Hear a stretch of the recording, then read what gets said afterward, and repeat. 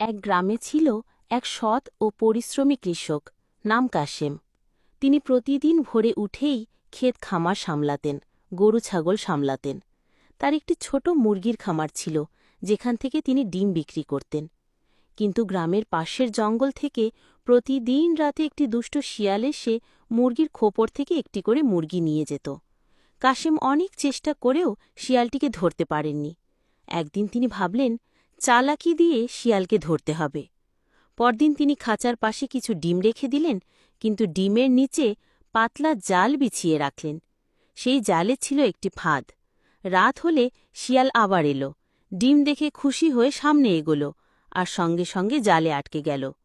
ভোরে কাশেম খোপরে এসে দেখে শিয়াল জালে লুটোপুটি খাচ্ছে। শিয়াল কাঁদতে কাঁদতে বলল, আমাকে ছেড়ে দাও, আমি আর কখনো মুরগি চুরি করব না। কাশেম কিছুক্ষণ ভাবলেন, তারপর বললেন, আমি যদি তোমাকে ছেড়ে দিই, তুমি আবার ফিরে আসবে। তবে যদি তুমি প্রতিদিন এক একটি ক্ষেতে পাহারা দাও, তাহলে আমি তোমাকে ছেড়ে দেব। শিয়াল রাজি হয়ে গেল। এরপর থেকে শিয়াল প্রতিদিন ক্ষেতে পাহারা দিত, আর কাশেমের ফসল আর মুরগি একটাও হারাত না।